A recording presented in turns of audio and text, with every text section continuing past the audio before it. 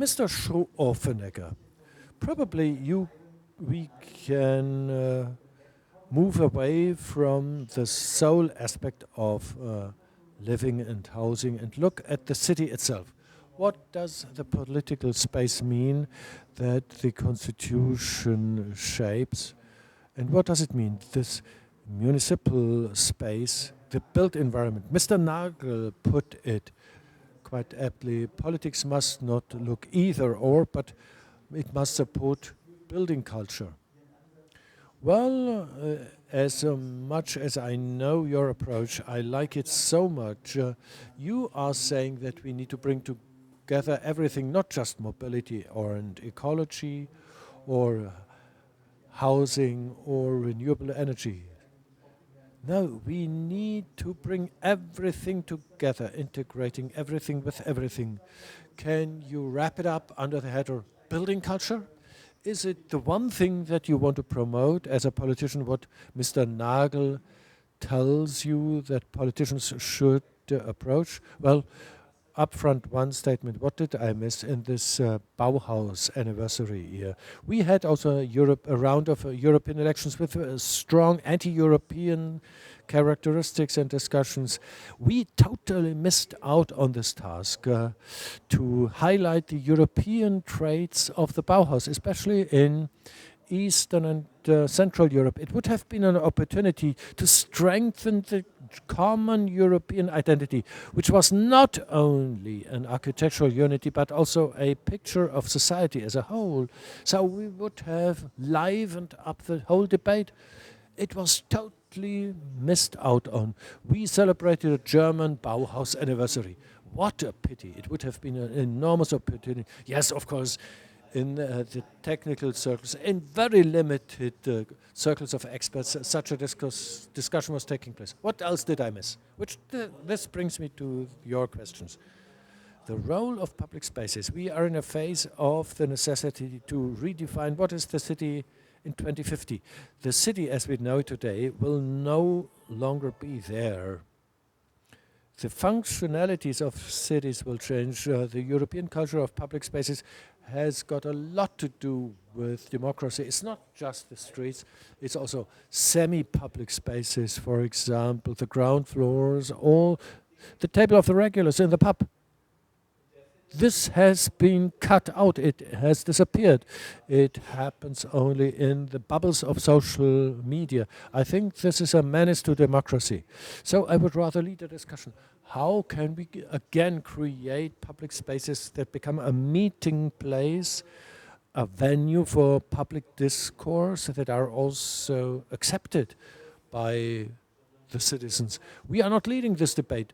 All the debates we are leading are circling around individual building projects, about individual plots, about the function of individual plots, but the functionality of a building, of an individual building in the environment, in the neighborhood, in the city, is certainly not to be seen in Berlin.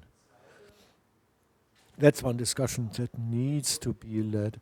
Second question, what does architecture do to human beings? It's very exacerbated. We have a high performance. The Birchow College has been transferred to the Olympia premises. Classical architecture. In the entrance hall, you have a very martial sculpture, 4 meters 50 high. The strong-built German athlete. What does it do to 50-year-old German boys when they march through this every day through this lobby? I think it has an impact. Does architecture create tolerance, openness, or is it oppressive? Or does it create illusionary perceptions or images? Or a wrong or a misled picture of oneself? I cannot describe it really, but I just wanted to point this out to say we are not leading this discussion. People point the fingers and say, this is a right space or right-wing space. I think it's nonsensical. 30% of society threatens or risks to drift away because they feel disregarded, they do not feel at home, and they just have a feeling that things are changing. So the question, architecture, urban planning, how or does it create starting points for identification, or does it make sure that you find a place to be? It needs not to be necessarily beautiful, because discussion may also be triggered by something unattractive. Well, very little is to be heard about this, and whenever it starts, it's in a very difficult terrain. It immediately risks to be labeled as right-wing. Well, I exaggerate a bit, but people shy away from this discussion. But I think, look at the park at the Gleisdreieck, this park on the former railway premises. It's a wonderful public space. Berlin has a great tradition in creating new public spaces. Even Tempelhof, it's just a vacant, huge hole. It's a lighthouse. Well, an empty. Politics wanted to build on it. So that's exactly what we are doing. The citizens didn't want to have any building. We have the lighthouses, yes. They are outstanding projects. But look at the daily business, the routine. Well, they are disappearing somehow, or the spaces are simply not perceived as such spaces. Last statement on the housing problem, a problem in Charlottenburg-Wilmersdorf. We are not the terrible Deutsche Wohnen. My problem is around the Kurfürstendamm. Everywhere have these scattered properties, 70%. People owning 2 or 3 houses. They always got along well with their tenants. They never pushed up their rents, but they have reached the age 70 and 80. They can no longer. They can't manage any longer. They don't want their heirs to quibble about it. And so we are watching that one house after the other is sliding into the hands of investors or money launderers. We are happy to, whenever the city of Berlin buys up 600 flats, rather than saying, let's ensure this structure, a very solid and sound social structure, on its own, it cannot be held up, because given the property prices, nobody can afford this. It's only those anonymous societies. They destroy this sound structure. Therefore, this concentration on expropriation debates or rent limits, well, symbolically speaking, it's very relevant. But for my district, it's off the point. It's off the point when if you were able to make some offers, you would also capture the problem of gentrification. I asked myself recently, this guided tour with Mr. Zander on the Mierendorf Island. There is a lady aged 84, and then a colleague said, everything is in order. Yes, okay, he replied, but not for a long time to come. What will happen afterwards? Will the heirs bicker about it, or, well, as long as this older generation is still in life, it's okay, but look at the big transformation that will come sooner than later. So it's also the one thing with the aging societies. Probably it's a wrong or a misleading idea to draw any parallels. You wanted to contradict? Well, I was enthusiastic about your statement. That would be a job of the housing companies in the hands of the land of Berlin. Or it may also be associations or syndicates, yes. I just wanted to say this. It's an exciting statement that the city or the state should keep a watchful eye on what's going on. Probably there is maneuvering space. Exactly. But we need to appreciate the breadth and width of the considerations opened up by Mr. Schruoffeneger at the beginning. the whole plethora of arguments. And you said the public and the political space are drifting apart. More and more is transferred into the bubble, which is also due to the fact that we have a strong segregation of living spaces. They will also lead to those bubbles. But Mr. Nagel, you started out. I didn't want to interrupt. I wanted to come back to the Bauhaus before we end up with a general discussion on housing. But you can find the way back. Gropius, in his foundational manifesto, said the final question, as he called it, the final question is building. So yes, this term of final was then misused. The final question. Well, back then, it was rather easy to build something new. Today, it would not be a challenge. It's rather the reuse or rebuilding existing buildings. Fridays of Future say we need to change, and rightly so. Fortunately or unfortunately, they have not yet thought about building. They think about SUVs or airplane fuel as the great climate killers, but building is a major contributor to the climate change. They should ask us, what are you responsible for? We can say, we would have answers, but unfortunately, we have so many technical standards, we hardly manage to bring something about that is ecologically sound. Back then, there were no technical standards. They just took an experimental approach. Not at all. No, they did. Yes, they did. As they did not have anything like DIN standards. We have 22,500 DIN standards, systems that have been certified. You are no longer free. They were tinkering around and they invented new things. In the housing, they did not give answers to the questions that are on our minds today. I think, yes, they did so. The social housing in the interwar period. Bauhaus? Yes, Bauhaus. Grew out of this settlement, the building of new settlements. It was not the Gründer period, the pre-war period. Also, the first considerations on the articulation front before, front behind, and the green garden cities over to the Charter of Athens, to the green city of today. That's the birthplace of this dilemma. As an academic, I was always looking, how can we bring about the right mixture in the quarters, pubs, the ground floor spaces, the social meeting points? How can we allocate the right spaces to these? From a certain adolescent, naive attitude, it changed into my realization, yes, it is doable. In the Heidelstraße, we prepared this structural concept where we have mixed usage, where we have higher ground floors. I cannot control what has come out of it thoroughly, but there is an option to have a mixture. We need to counter this donut effect that we see.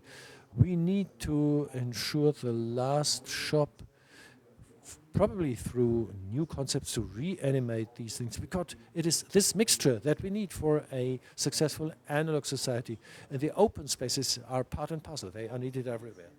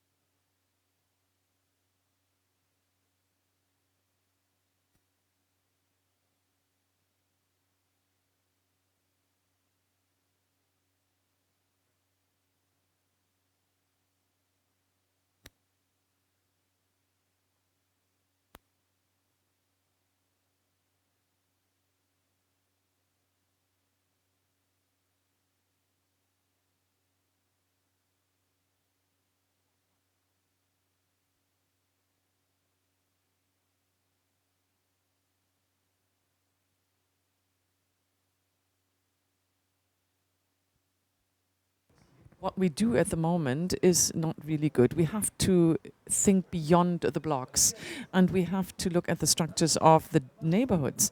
And if we develop a reasonable neighborhood concept, not just focusing on energy efficiency, but also focusing on different mixtures, then we could use a chance. But we are still talking about heat insulation in buildings.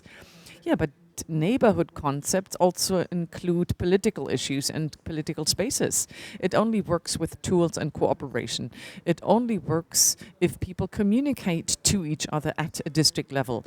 Because if the neighborhood is owned by a housing company, then of course you can do this.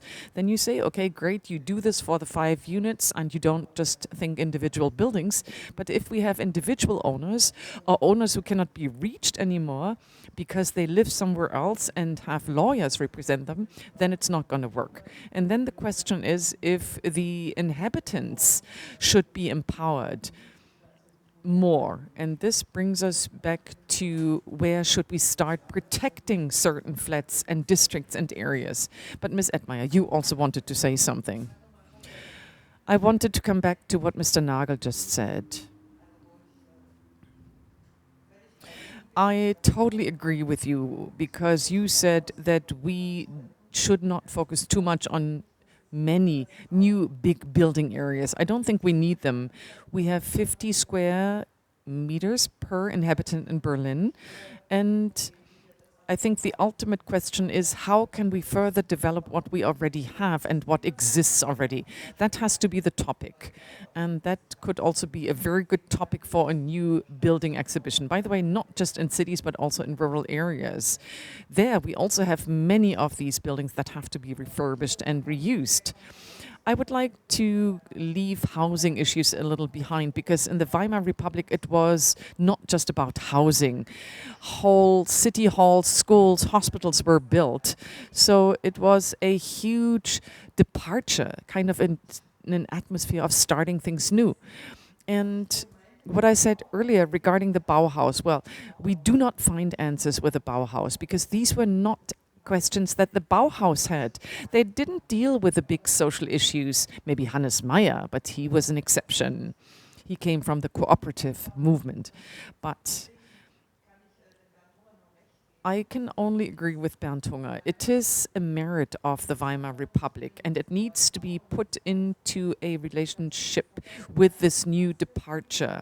Maybe we missed creating this link this year, because the Weimar Republic, and I hear this from my daughter who has just finished school, it is still depicted, the constitution is still depicted as a constitution that resulted in the Third Reich. So it is seen negatively in hindsight. And the positive elements and the departure atmosphere of the Weimar Republic is always being neglected.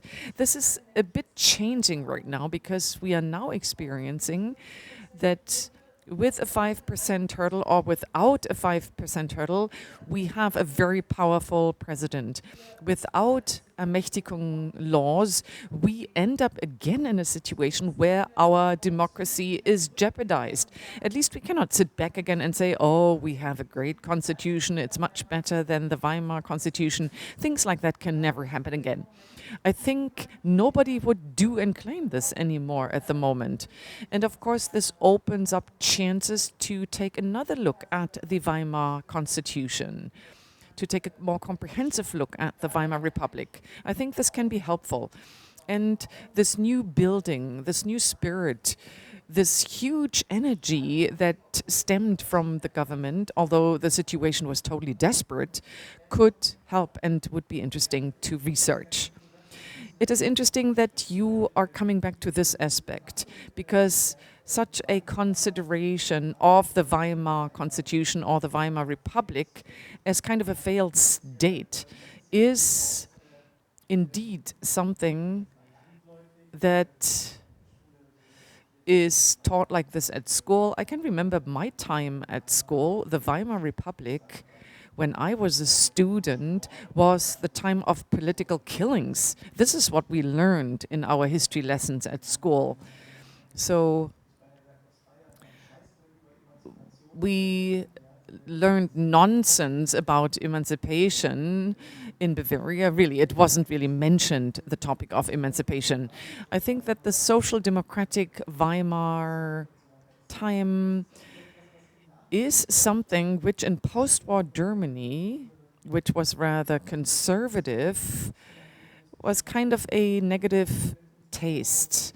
And if we now take a look at the Bauhaus debate, if we take a look at other debates, if we take a look at how modernity is still seen as something negative. Okay, in 2019, we are celebrating the 100th anniversary of Bauhaus, and now we can say, yes, now the modernity of the 1920s has finally arrived in our present times. I heard this during the triennial, and this didn't only refer to the Bauhaus, but also to the settlements of the 1920s. But we still notice and feel that the non-respect for the Weimar Republic, the underestimation of the Weimar Republic, and these accusations of the new building, this uncozy, uncomfortable style which is often associated with it. I mean, this is kind of an opinion which is out there. I am sort of not assuming my role as a moderator here, but I'm sharing my opinion with you very comprehensively. And I just think that this was important to mention. So let me now come back to something else. You just opened up the European perspective, and of course we also have this here at our event. So we chose this very purposefully here. So I'm asking myself, where does this come from? Is it just this rupture in Germany, Third Reich? And in the Czech Republic, I have the impression that you have a totally different identification with modernity, with functionalist modernity. And you also have a totally different attitude towards your own constitution. It's more relaxed, it seems. If we take your perspective and look at this debate, I have the impression that modernity in the Czech Republic is an inner city, an inner urban modernity. It's not the settlement modernity, it's an inclusive modernity in cities. It's the urban modernity. I mean, it's Prague at the end of the day. So is that maybe the difference? Well, I think that you have to distinguish and take a different look at it. In Germany, the Weimar Constitution marked an end to the Kaiserreich. So in certain social classes, there was not a lot of happiness about this constitution, but then you had the suffrage for women, you had other rights, social rights, all the rights that Ms. Edmaier mentioned. So they were all part of the constitution.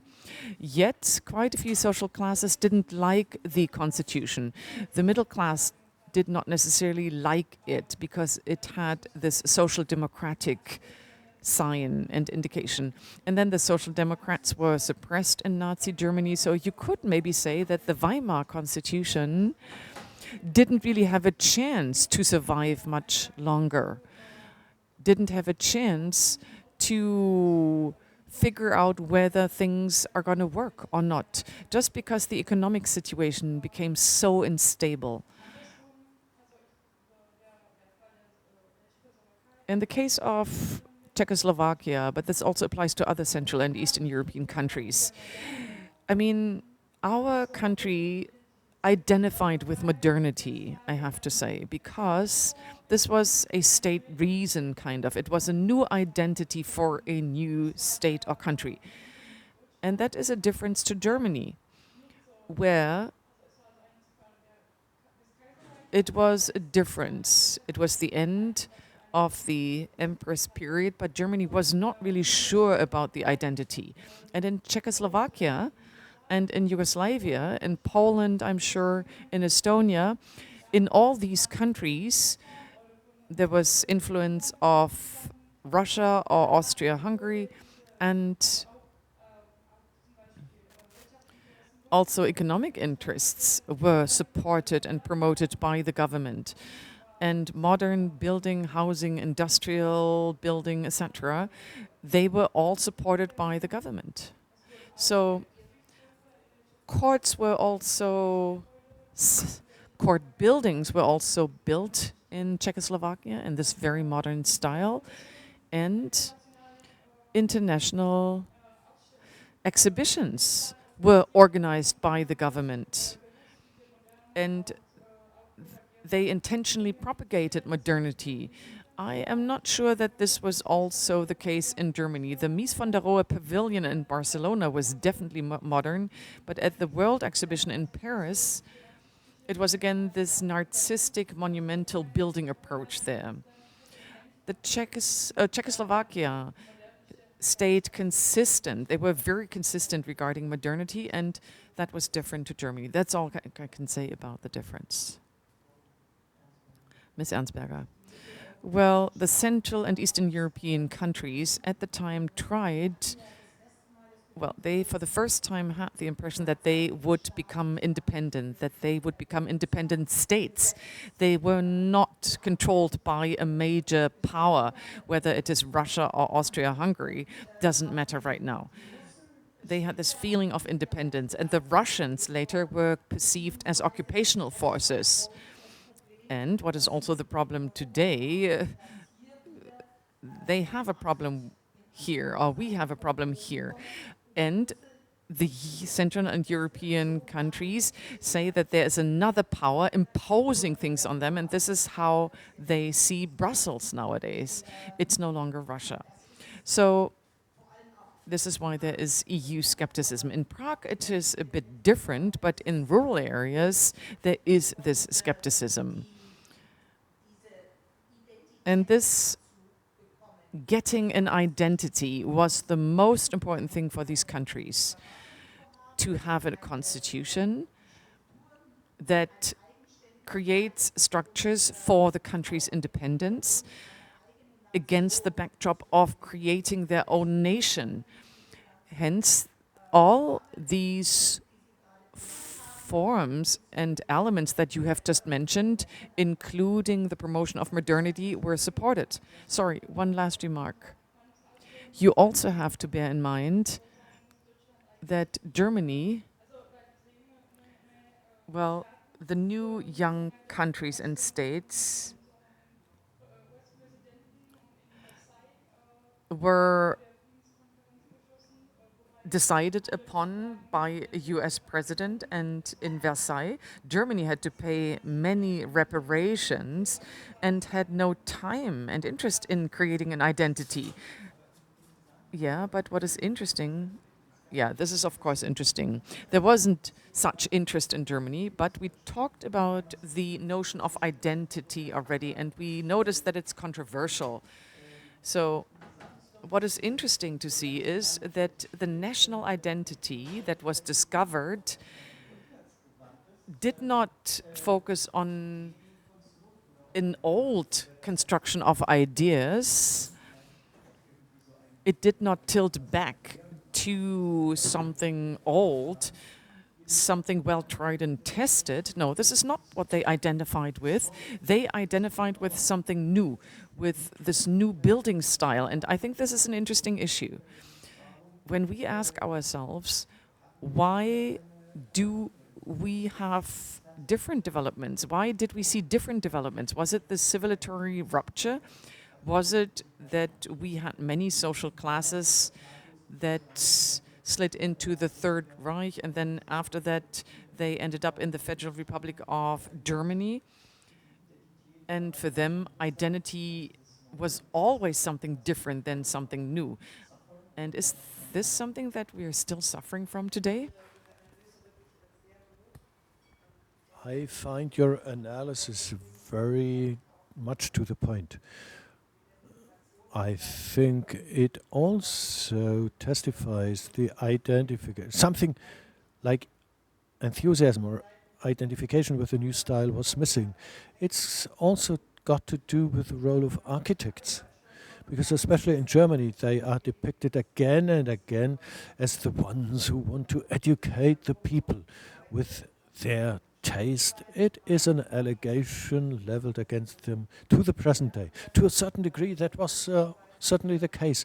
The modern building style was imposed on the people not very much linked to the needs of the inhabitants, which shows also in the fact that the way they arranged their dwellings was not very much linked to the new man or new human being.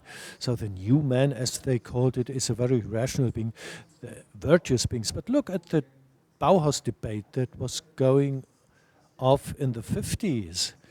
It was really something like as if those functionalists were terrorists, the Bauhäusler, the inmates of the Bauhaus had stolen modernity. They had scuppered the dialogue, the building qualities. They had annihilated the space of the Central European dialogue, like in the Komintern ideas, similar to those cries about the long-haired adolescents and the hippie movement. It was the wrath of the people. Whenever you said something like it, you knew that you would have found so many followers. This concept of identity, that seems to be so important. When we talk about the neighborhood or the quarter level, somehow I must have a feeling of identity, otherwise I would not commit myself to anything, rather than saying we need to act against those owners of the properties, or something like blood and soil. With Miss Grau, before I hand over the microphone to you, very briefly, Mr. Nagel. Well, I find it too complicated. I find it difficult to follow. May I ask you a question? Because quite often the building culture, well, we have a very positive feeling about building culture. Well, I'm in full agreement with your concept of building culture, but again, at times an allegation against building culture is not that I know of. Not that I am aware of. I have not thought about this. You are progressive, yes.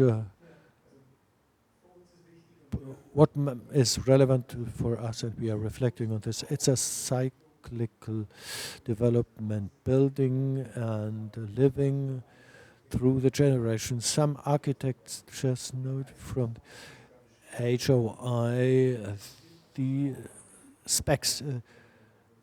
First you would outline the basic needs, then a design, then the pre-planning, the zero phase, and then the operational phase. The phase number 10 are decisive.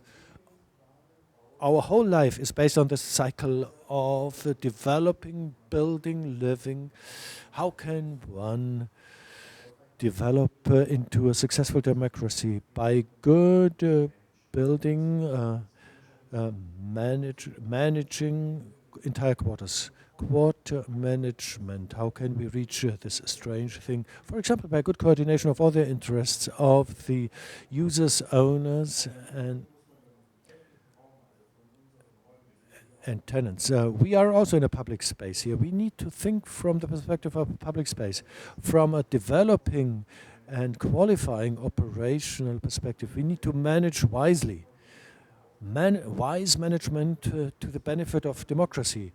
I think that is the big task for the next years. We need not think only in investment context, but operating things in the long run. It's not so sexy. It costs money. All our systems are based on investment, medium-term financial planning, and also the permanent operations. It's always bad.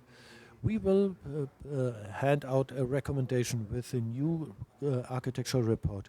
We want to double the expenditure for the maintenance of public building. It sounds idiotic, but it's not so much money. Compare this to other types of investment. We would have a more wisely adjusted perspective. We could also, for example, reintroduce the classical caretaker. That would be a huge gain. Coming back to democracy, to constitution, and to the Bauhaus. Well, We always looked at Bauhaus from a perspective of architecture and almost urban planning. This was a phase of new start, accompanied by the Weimar Constitution, was very much characterized by art, craftsmanship, and technology. Architecture was added only later, as with the European Heritage Year was very much linked to music. Only later did people think of something like architecture. So I think it's a legitimate purpose to think about this from new technology, because there was much momentum in it. To think about new solutions that are probably better than the previous. Building with a new and designing with new means, linking up art and crafts. I think there's a huge potential in it. I think, unfortunately, we are in a situation. I come back to technology and craftsmanship. Well, we have systems that are certified as systems and can no longer be untangled as crafts. Art, technology, crafts, we have an integrated, not interdisciplinary, but transdisciplinary working. To the present day, we have failed. We need to start again. I think this is an utterly important point. This educational approach, this transdisciplinary approach is very, very important. And I would even say it's something that becomes fashionable, but this significance. What does it mean? Crafts. What does it mean for the educational landscape?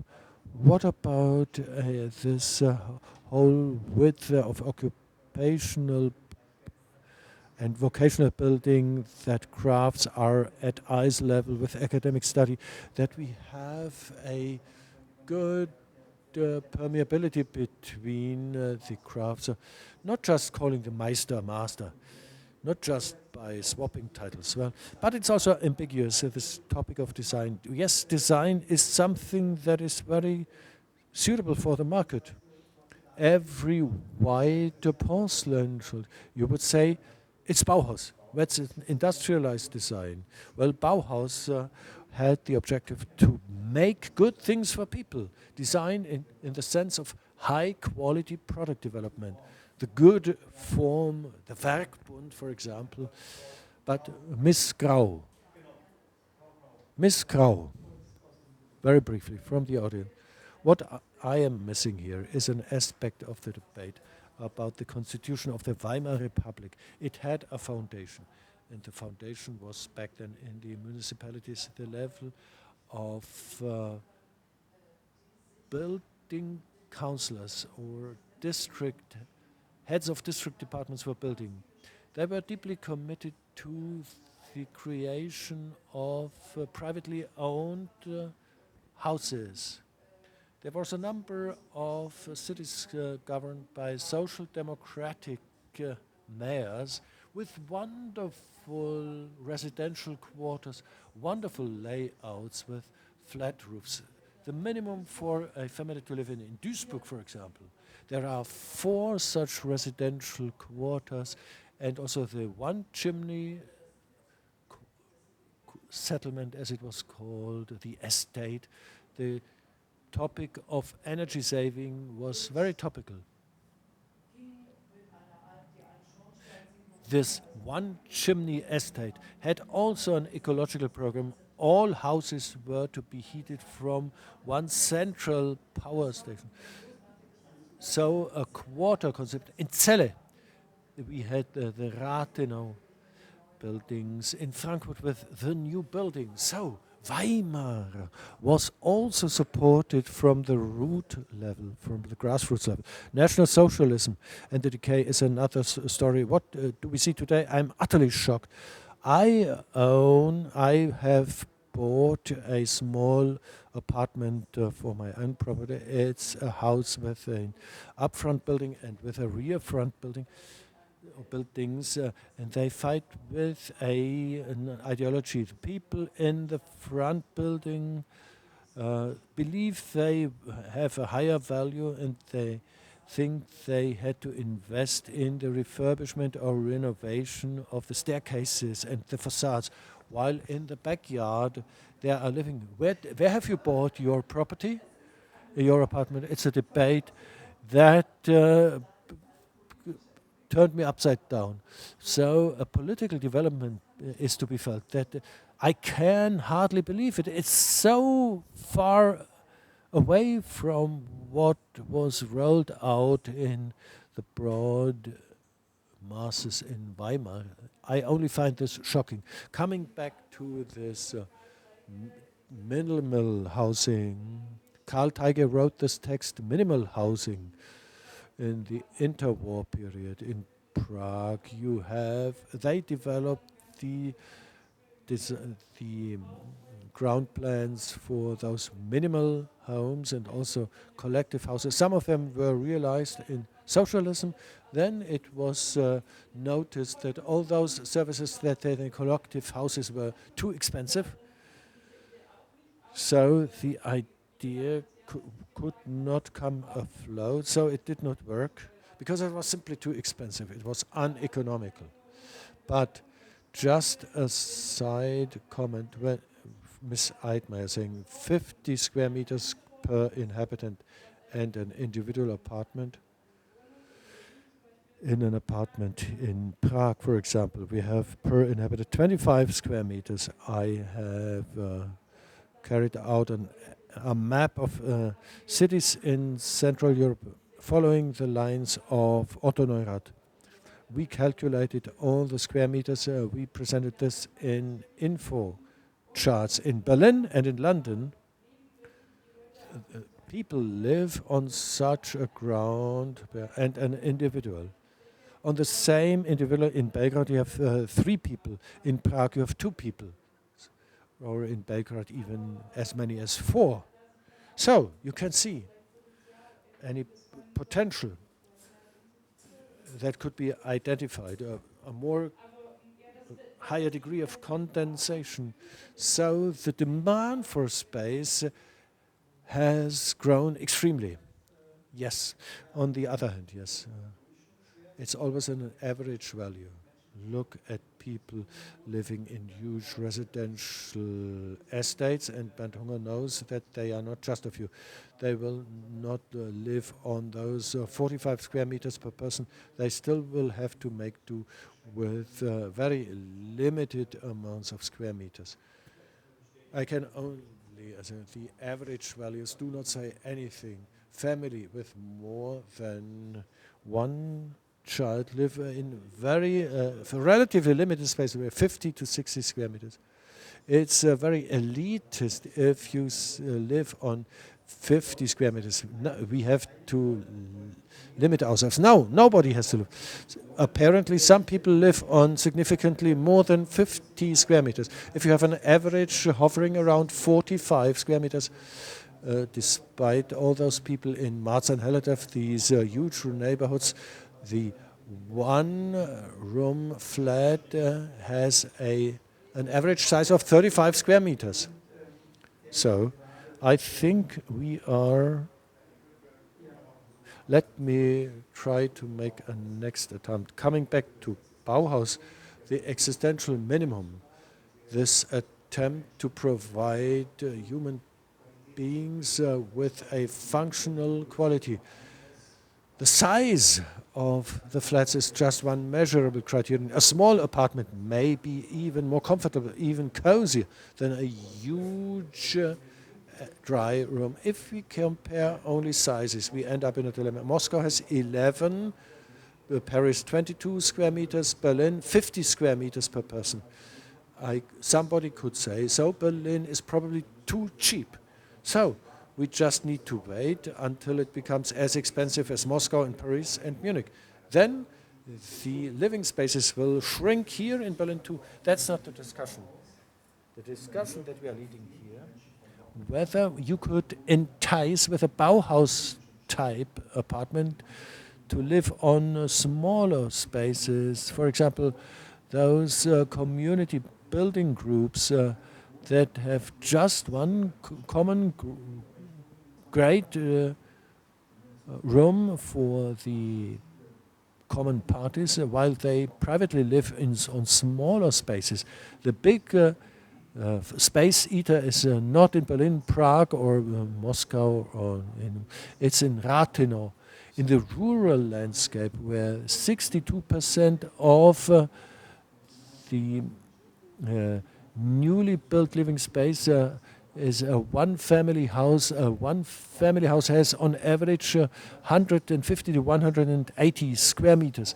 These are the spaces that gobble up square meters. So the Bauhaus is not a role model, but it is rather a starting point for new ideas. How we can Bauhaus solutions were not the downtown city houses, but the outskirts, on the outskirts. Bernd, I do not know where you are going to end up with. When we talk about democracy, we talk always about debate. When we talk about debate, today we are debating about this rift between the factual and the post-factual. And again and again, people are pointing their fingers at such statistics. When we talk about building culture, when we say something, well, we have the social commitment, we have trends, Fridays for Future, and so on. We are immediately moving in this room of perceived facts. And the 45 square meters are used again and again like a hammer. It is struck again and again. I think we need to mention this again and again and adjust this, correct this. I have seen it in a totally different context. It is not about the square meters. In this context, we need to discuss it differently. We also have different tasks today. Like you say, it is mostly about how do we deal with existing buildings and people who still get and rent a 150 square meter apartment for not much money. I mean, that is also going to disappear in the future. And then we will have to ask ourselves, how do we manage this? How do we deal with this? Today, we have different issues. We today do not talk about marginal estates anymore. I mean, the ones that we have, we need to maintain and develop, but we are not building new estates outside of the cities. So we cannot learn one-to-one from this new building approach. Let me come back to the effect of the Bauhaus. We did not just see the Weimar Constitution as an experiment. We said that everything that we discuss and philosophize about is we want to promote building. This was their approach. And here we are discussing back and forth. Yeah, we have a debate. We are going back and forth. But in reality, this is a venue that pools physical forces and grounds them. And what I also like, and this is a Bauhaus idea, that despite the pleasure to celebrate and to discuss, they became very practical. They sort of grounded themselves when building things. And unfortunately, we are not doing this nowadays. We talk too much and we do too little. I attended the Bauforum in Hamburg recently, and the foreign colleagues, the Dutch, came to me and said, how can we do this? The Germans talk so much and they don't work hard enough. That started here at the Bauforum. Everybody wanted to discuss, but nobody wanted to start to do and plan something. And the deadline was 1 week later. So it is striking in Europe that we talk a bit too much and that we do too little. No, I don't agree. Well, I understand why you are saying this. And it is an important insight, and it's also an important feature to self-criticize. But okay, this old Europe and old Germany, they talk too much. I mean, there are these forces that now say, we talk too much, let's just do things. But that can end up in a very risky situation. When discussing things, it is often seen as a decadence of modernity. No, but Bauhaus people were not neoliberalists. These were not makers. These were dreamers almost. Or they were freaks. Yeah, okay, freaks.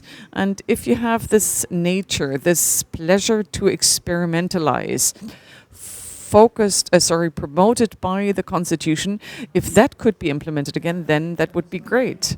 Something is missing. You do this with your Eva, but sorry, this is way too negative because we have so many people. We have young people who work totally differently. These are not signature architects. They create project communities. They have totally different forms of cooperation. They have totally different forms of projects. I don't have such a negative attitude. By the way, you also present yourself way too negatively. You supported this venue here. You created this place.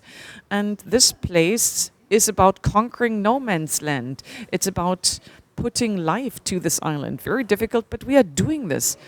We are not just talking. I disagree. Okay, I didn't want to be too negative. I don't want to be too negative either. I think we have many people in Berlin, but if I take a look at where the builders build, they build a lot in Copenhagen, Madrid, and elsewhere. They don't build in Berlin. So we are slowing them down, unfortunately. I mean, they are there. Of course they are there. Well, you mentioned the title every so often. Let us come back to the title. So, building culture. If we have a political component to the built environment, then I would also say we should use the term building culture more often. I think you misunderstood me in terms of my criticism. Building seen as luxury, building seen as something that not everybody can afford. This is often misunderstood. We want it to be understood as dealing with building at a political level, including all stakeholders. And this is important, I think. And the building culture should be seen as a political discourse level. We need this level that is all-inclusive, that considers everybody. Bernd is getting nervous, obviously. We're reaching the end of our discussion. I thought you're getting hungry and you wanted to tell me that we should close here. I was thinking that old gentlemen maybe have to go to bed early, but obviously I was wrong. All right, sorry, I have to correct myself. But you said let's do a final round. Before we do such a final round, I would like to ask the audience whether they want to provide an input. I would like to encourage the audience to ask questions. Do you have questions or comments? We have guests from the network. Do you want to make statements? You don't have to ask questions. I also want to address our foreign guests. So when listening to all this, what are you thinking? Bauhaus, yeah, we missed something, not political enough, our discussions. 2 years ago, we invited you. At the time, you had a critical view regarding our preparations when we went through the different institutions and toured the different cities. So this afternoon, we had a workshop where we discussed these questions very nicely. So when listening to the debate here tonight, what comes to your mind? You can make statements. You don't have to ask anything. But how does it sound in your ears?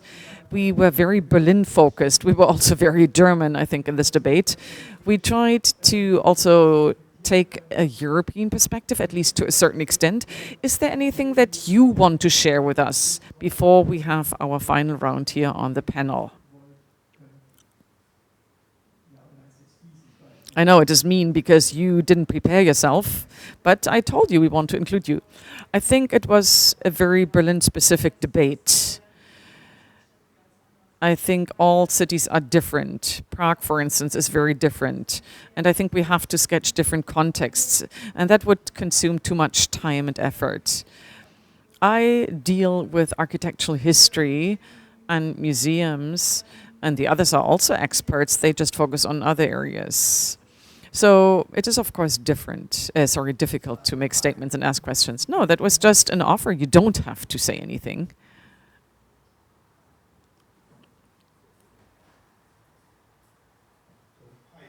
So, hi, thank you for a very interesting and educating sort of discussion. Just a remark, maybe what was told about this Eastern European, Central European countries, that for me, for maybe from 2017 and now, the sort of the most interesting aspect has been not the history of Bauhaus, but the perception of Bauhaus in DDR and in the West.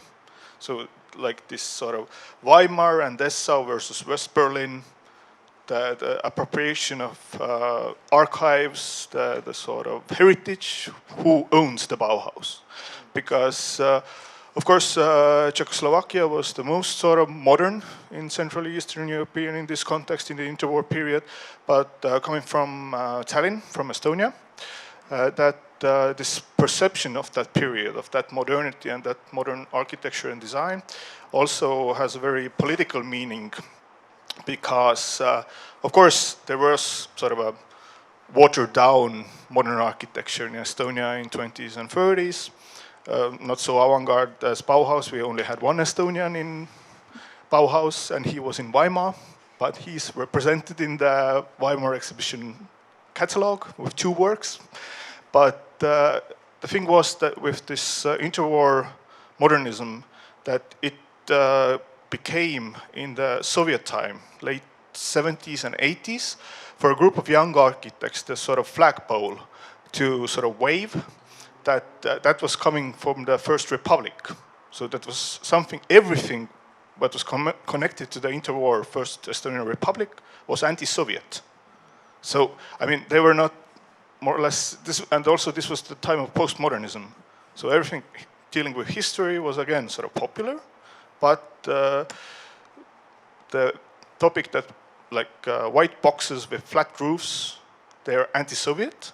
Of course, we had our version of Plattenbau and so on, but that had this political meaning. And for me, this sort of Bauhaus versions or images in Germany and here in Berlin also, that this has been the most sort of interesting thing. Thank you.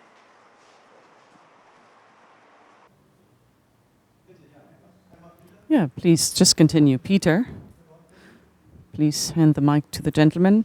Well, I think that we can learn a lot from Bauhaus, but at the same time we have to take a differentiated approach.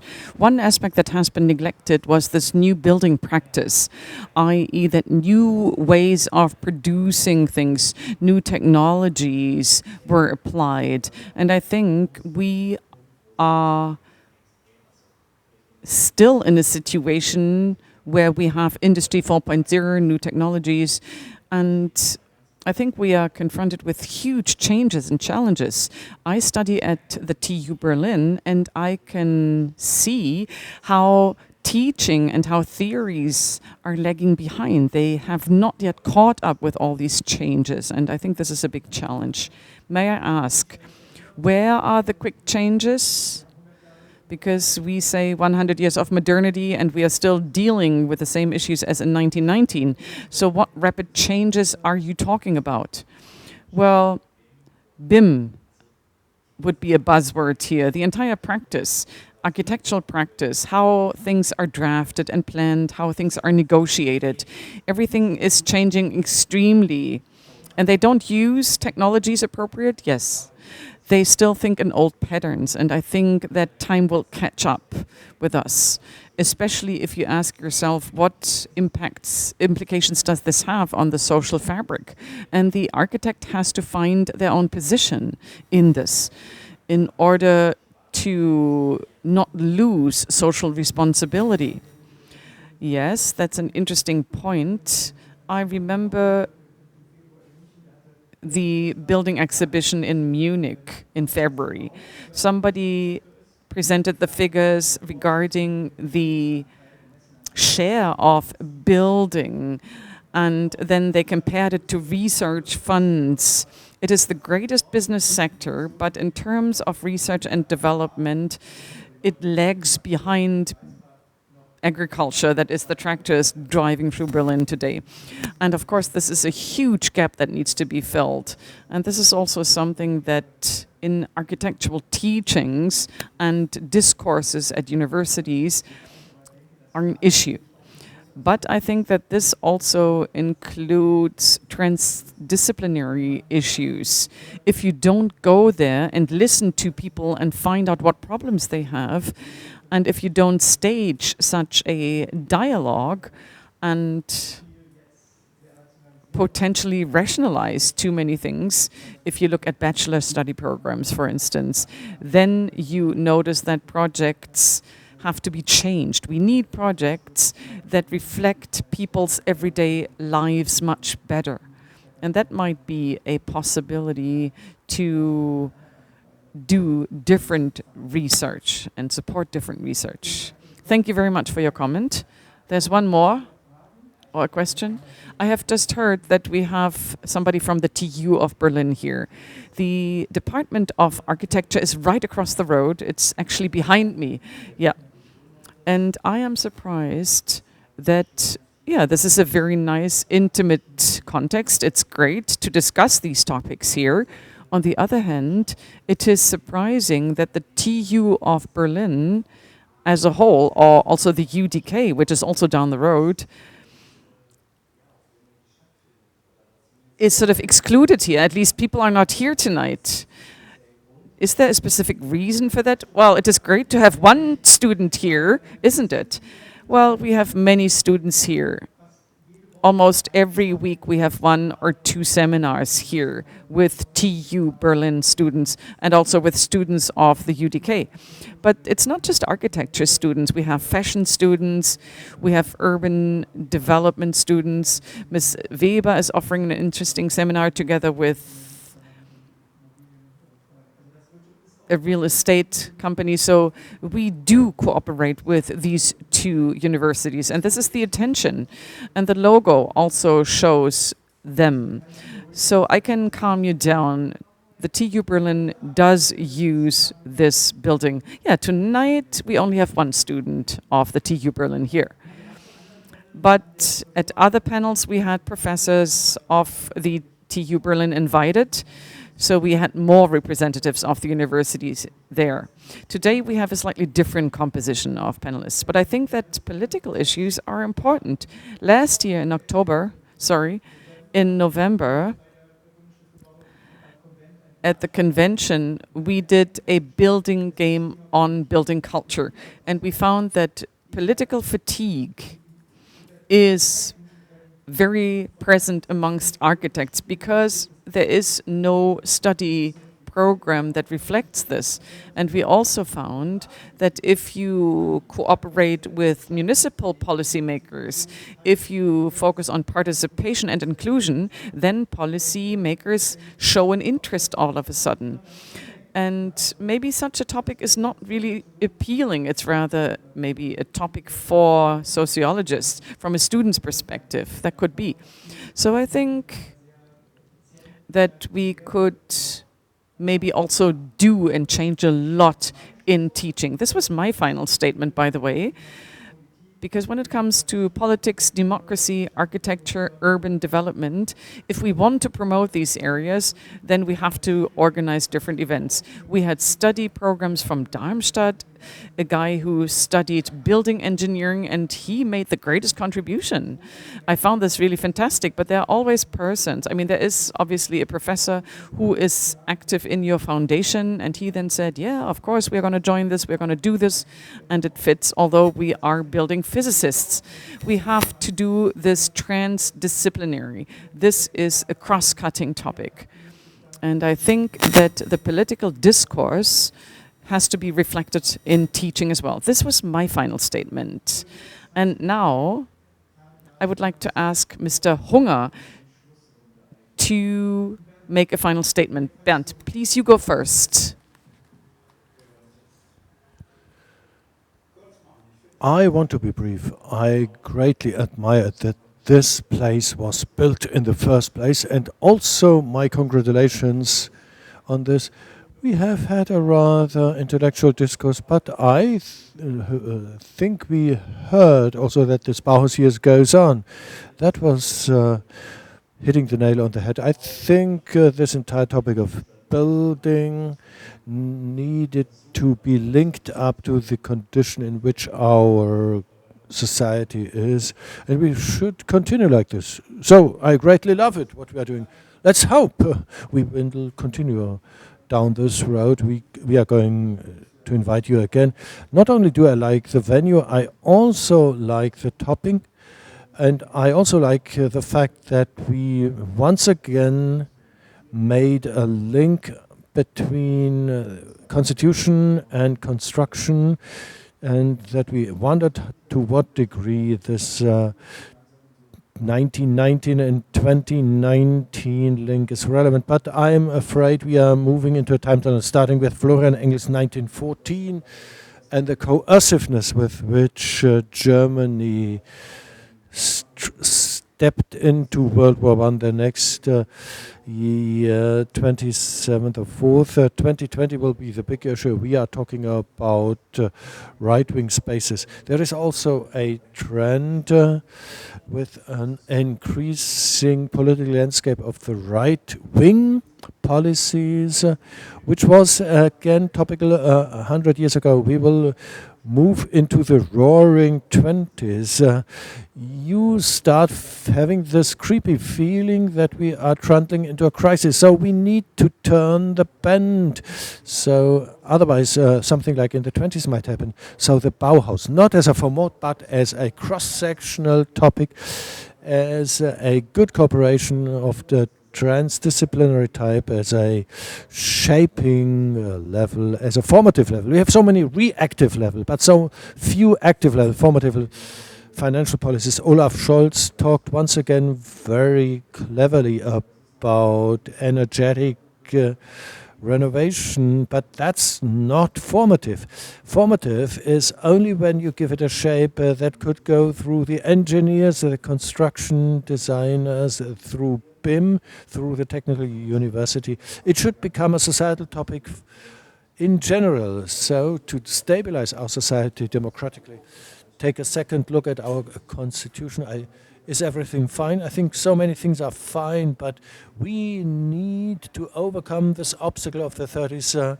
The 100th anniversary of 1933. We want to celebrate it different. Helena, what's your final statement? Well, as to the Bauhaus, well, I think yes, it has been a great deal of things. I have learned a great deal. Well, yes, I do hope, like Mr. Nagel stated, what I missed in this whole debate was a focus on the challenges to the public space and for politics, so that citizens somehow feel happy and do not become so radical. Well, let me continue. I hope that we will muster more courage to do experiments so that all the good people do not feel coerced to build everywhere else but here. So we are somehow lagging behind in Germany. In Berlin, a major building block is the cooperation with the technical university. We have floated 6 projects, which brings us back to this. What does it mean, energetic renovation, down to the interaction of public spaces? Forging new alliances for society.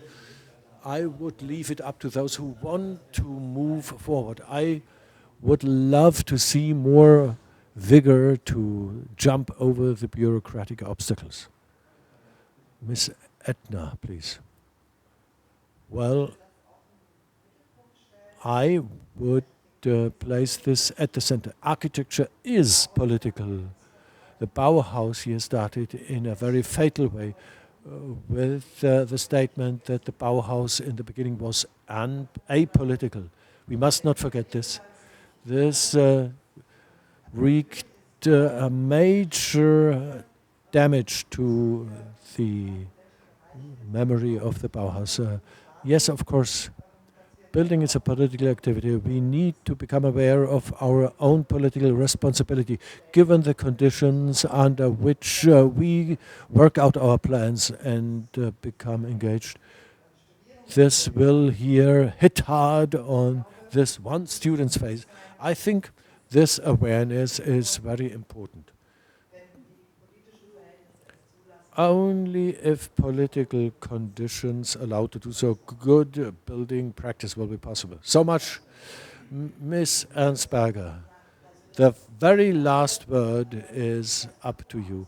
I think the Bauhaus in itself was not so democratic. However, democracy, well, the Bauhaus may give a momentum for various directions of democracy.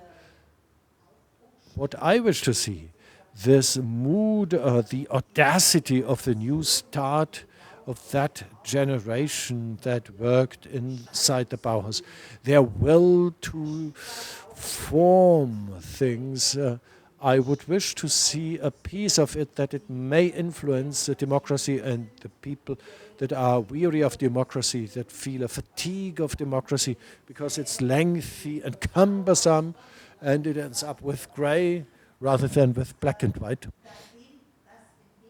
I wish that this may be held up to those people. That's why I was so happy about what you said. Look at this building here.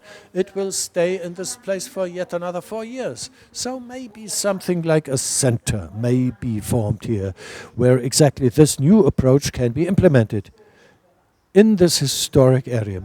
It's very nice. So you give me also a key word, because this conclusive round became almost a conclusive round for the Bauhaus anniversary. It was meant just to draw this debate to a conclusion.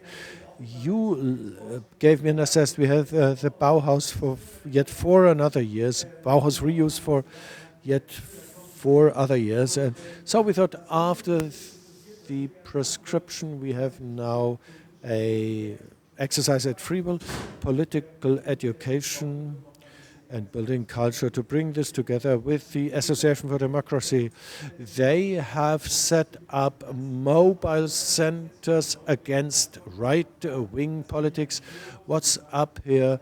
They ask us about this square. This square, for example, can no longer be understood, but we read that this square is something democratic. It symbolizes democratic constitution. It was a symbol. Now these are statements. Once we see this no longer fits our current perception, we must not pass a judgment on this. It may probably be true. Building culture, reading and understanding public spaces, building culture in a democratic context, well, it's an important topic. We will try to launch yet another project in the next year to start something like building culture. So I will come with public spaces, then we will create traffic lights for pedestrians.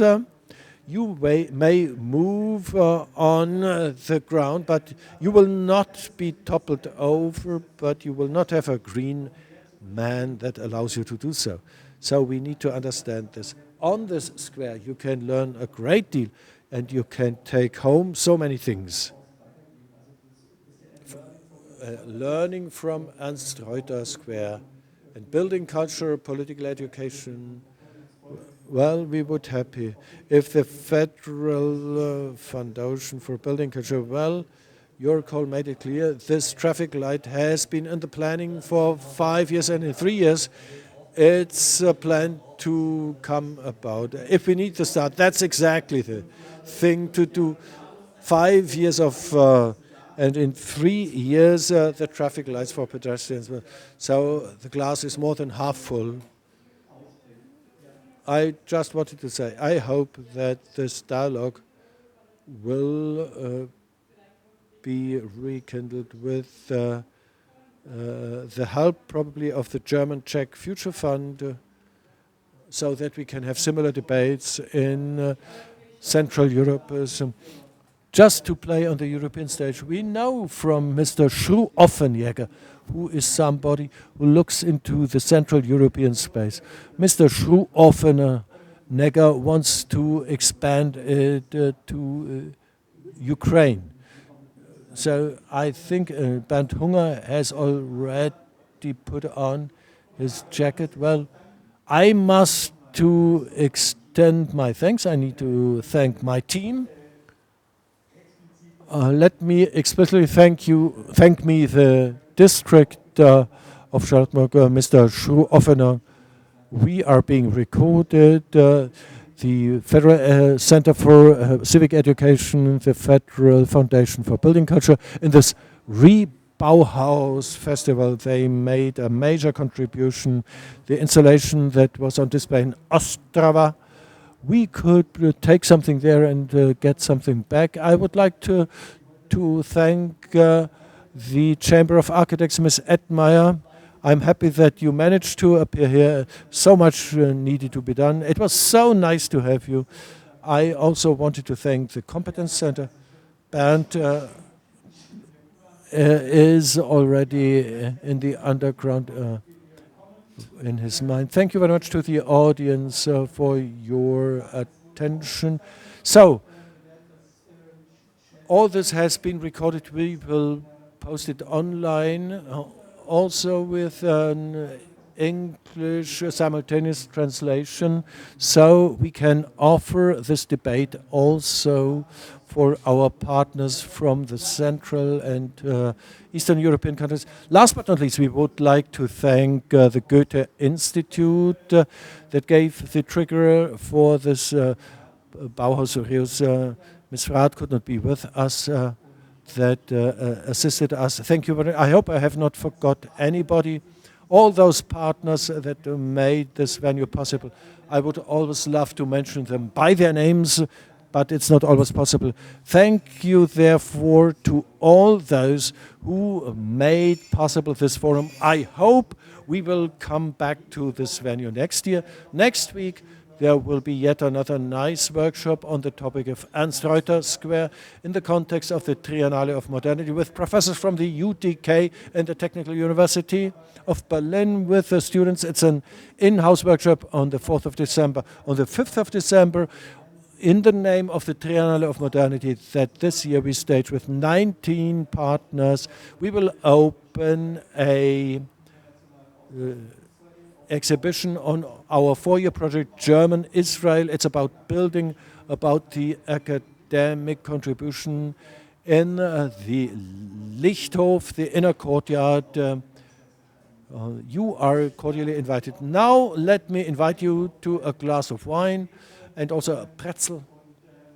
And very well also further dialogue. If you need to rush off, I wish you a safe trip home and a cozy being together, get together in your homes. In this sense, see you soon.